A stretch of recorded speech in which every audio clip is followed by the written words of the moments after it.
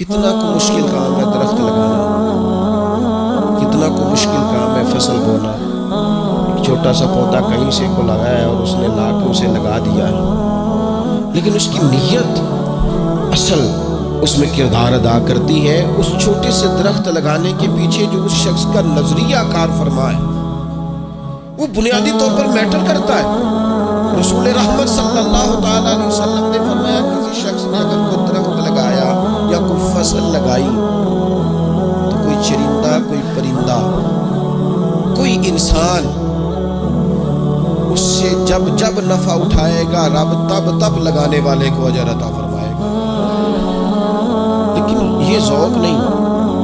اپنے گھر کی چار دیواری کے اندر اگر اپنے صحن کو سجانے کے لیے نقشہ نویس بتا دے کہ یہاں پھل پھول لگا لو، جب تو اس کو پانی بھی دیا جا سکتا ہے، اور صحن بڑا ہو تو مالی بھی رکھا جا سکتا ہے. اور اگر جو ہے وہ کشادگی زیادہ مطلوب ہو اور تھوڑا انسان اپنی نفاست ظاہر کرے تو وہ سویرے اٹھ کے ان کو پانی بھی اپنے ہاتھوں سے لگا سکتا ہے. لیکن ملی جذبے کے تحت، قومی جذبے کے تحت، دینی اور روحانی بالیدگی کے لیے درخت لگانا، کوشش کرنا، یہ کسی کے لیے کوئی کام کرنا، یہ کیسے ہو سکتا ہے؟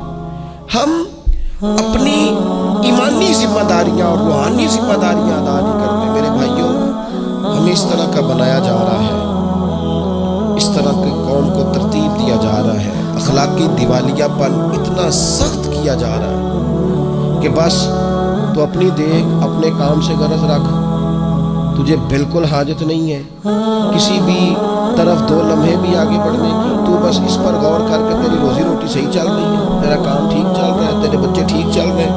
اور لوگ اس کو بڑے فخر کے ساتھ بیان کرتے ہیں اور دوسروں کو بھی اس کی تلقین کرتے ہیں. قومی کام کون کرے گا؟ ملی کام کون کرے گا؟ دینی کام کون کرے گا؟ آگے کون بڑھے گا؟ حضرت ابوبکر صدیق رضی اللہ تعالیٰ عنہ نے ایک بات کہہ کہ اس مفہوم کو اتنا زیادہ کھول دیا ہے کہ ساری زندگی بھی لوگ سمیٹتے رہیں گے تو اس جملے کا حسن نہیں دے سکیں گے.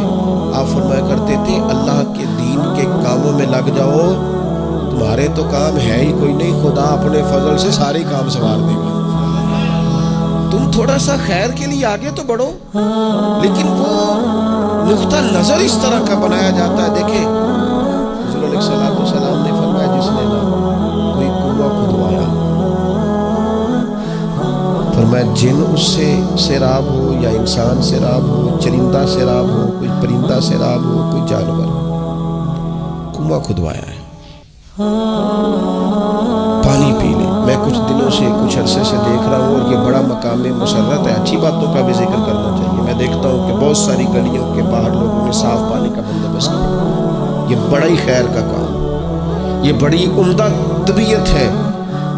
اس طرف جو لوگوں کی توجہ ہوئی ہے، لوگوں نے صاف اچھے پانی کا بندوبست کیا ہے. اور عموماً اکثر و بیشتر گلیوں میں، مساجد کے قریب، دیگر جگہوں پر لوگوں نے اس کا اہتمام کیا ہے. آپ کو پتہ ہے اسے کو بندہ یہ نہ سمجھے کہ جناب یہ دیکھو ایک 450 فٹ کا 600 فٹ کا بور ہی کرانا تھا، کوئی بڑی بات نہیں ہے.